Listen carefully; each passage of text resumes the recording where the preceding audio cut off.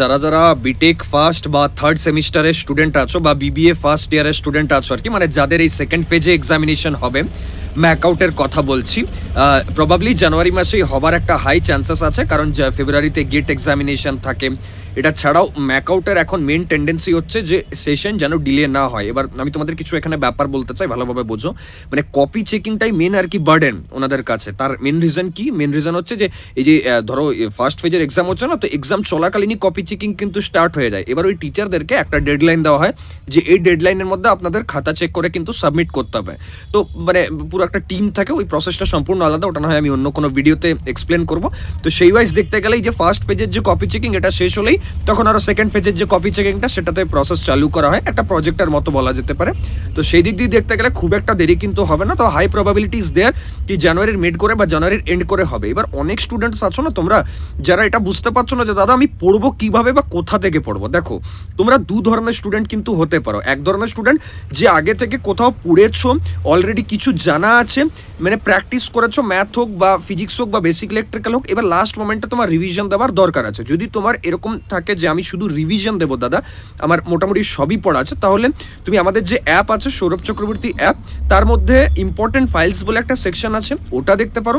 Mock test বলে একটা section থাকবে, যেটা খুব তাড়াতাড়ি নেক্সট উইকের মধ্যে আপলোড হবে। সেই মক টেস্টগুলো খাতা পেন নিয়ে দেবার চেষ্টা করো এক্সামের মতোই। দেখো যে যা পড়েছো সেটাকে খাতাতে নামাতে পারছো কিনা।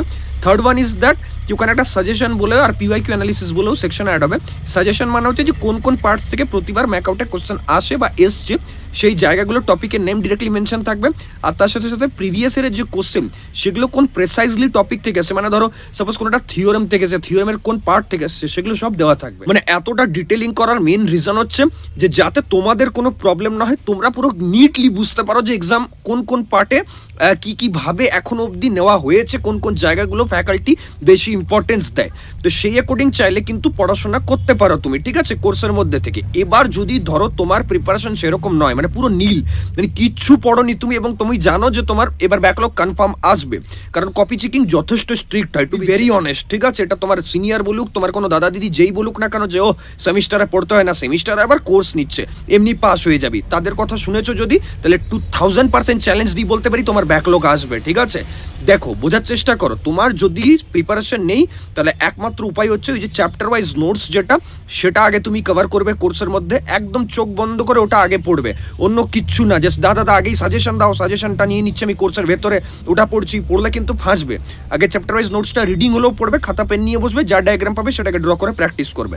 তারপরে পিওয়াইকিউ প্লাস সাজেশন যে সেকশন থাকবে, যত কোশ্চেন অ্যান্সার পারবে অ্যাটলিস্ট রিডিং পড়বে, মুখস্থ করতে হবে তার কোনো মানে নেই, রিডিং পড়ো, যা ডায়াগ্রাম যা পয়েন্টস পাবে সেটাকে নোট ডাউন করো। মানে ধরো একটা পয়েন্টের আন্ডারে 5-7 লাইন করে আছে, 5-7 লাইনটা রিডিং পড়লে, বাট খাতাতে তুমি শুধু ওই মেন পয়েন্টটাই লিখলে, যে 1 পয়েন্ট এটা, 2 পয়েন্ট এটা, 3 পয়েন্ট এটা, এরকম ভাবে যদি পড়ো না, কোনো ব্যাকলগ আসবে না, আমি তোমাকে বলছি। এরকম ভাবে যদি পড়ো না, তাহলে ব্যাকলগ আসবে না, আমি তোমাকে গ্যারেন্টি দিয়ে বলছি। এত এত হাজার হাজার স্টুডেন্টস পড়ছে আমাদের কাছে, দেয়ার ইজ সাম রিজন না, তোমাকে শুনতে হবে, যা যা স্ট্র্যাটেজি, যা যা সাজেশন দেবো সেগুলো যদি শোনো তাহলে তোমাদেরই মন। মানে যদি তুমি ফার্স্ট ইয়ারের স্টুডেন্ট হও তাহলে একটা সাবজেক্টের প্রাইস 200 টাকা, আর যদি তুমি থার্ড সেমিস্টারের স্টুডেন্ট হও তাহলে তোমার সব সাবজেক্ট মিলিয়ে 500 টাকা পড়বে মাত্র কোর্সের ভেতরে। কি কি থাকবে? চ্যাপ্টার ওয়াইজ নোটস থাকবে, প্রিভিয়াস ইয়ার কোশ্চেন, তার সাথে সাজেশন, সেগুলোর পুরো সলিউশন থাকছে, সেখানে থিওরি নিউমেরিক্যাল বোথ কভার থাকবে।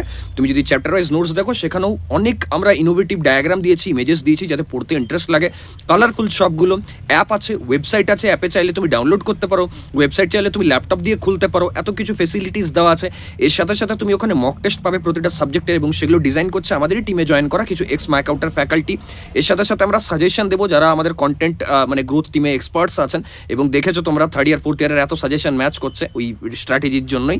তো সেখান থেকে আমরা কিন্তু সাজেশনগুলো রেডি করছি, প্রিভিয়াস ইয়ার কোশ্চেনের যে অ্যানালিসিস সেগুলো ওখানে অ্যাড করা হবে। তো এত কিছু মাত্র কিন্তু এই 200 টাকা বা 500 টাকায় সব সাবজেক্ট, সেটা কিন্তু তোমরা পাচ্ছ। সৌরভ চক্রবর্তী প্লে স্টোরে অ্যাপ আছে, বা www.সৌরভচক্রবর্তী.in যাও, সেখান থেকে কোর্স এনরোলে পড়াশোনা শুরু করো। এবার তোমার যদি মনে হয় যে না দাদা আমি এতটা টাকা খরচা করতে পারবো না, হতে পারে তুমি একটা সরকারি কলেজে পড়ছো এবং রিয়েলি তোমার কাছে অত টাকা নেই এবং তুমি অ্যাফোর্ড করতে পারবে না, তাহলে ইউটিউবের মধ্যে যে আমি সাজেশন দেবো, লাইভ সেশন অনেক হবে, ফ্রিতে হবে, এরকম নয় যে পেড বলেই দাদা দিচ্ছ ফ্রিতে কিছু দেবো না, অনেক কিছু দেবো ফ্রিতে, সেগুলো দেখো তোমার কিন্তু হয়ে যাবে। বাট তোমার যদি তুমি যদি একটা প্রাইভেট কলেজে পড়ছো এবং লাখ লাখ টাকা ফিস দিয়ে ডোনেশন দিয়ে অ্যাডমিশন নিয়েছো, তুমি 50,000 টাকার ল্যাপটপ ইউজ করছো, তুমি একটা আইফোন ইউজ করছো, এবং সেখানে যদি তুমি 200 টাকা 500 টাকা অ্যাফোর্ড করতে পারলেও নিচ্ছ না, সেখানে কিন্তু after examination you will feel কি দাদা আমার স্কলারশিপটা ক্যান্সেল হলো, দাদা আমার এডুকেশন লোনটা কন্টিনিউ হচ্ছে না, দাদা আমার ব্যাকলগ চলে এলো, আবার 1 বছর পর ব্যাকলগ ক্লিয়ারিং এক্সাম দিতে হবে, 1000 টাকা লাগবে, পেপার রিভিউ করাতে গেলে 200 টাকা লাগবে। সেটা কিন্তু তোমার মানে ভুল হবে, ঠিক আছে? এটা তোমার stupidity, nothing else than that. So don't do this things. পরে গিয়ে রিগ্রেট করতে হবে তোমাকে। যদি অ্যাফোর্ড করতে পারবে তাহলে অবশ্যই কিনে পর কিন্তু কোর্সে এনরোল হয়ে পড়াশোনা শুরু করো, ঠিক আছে? Thank you.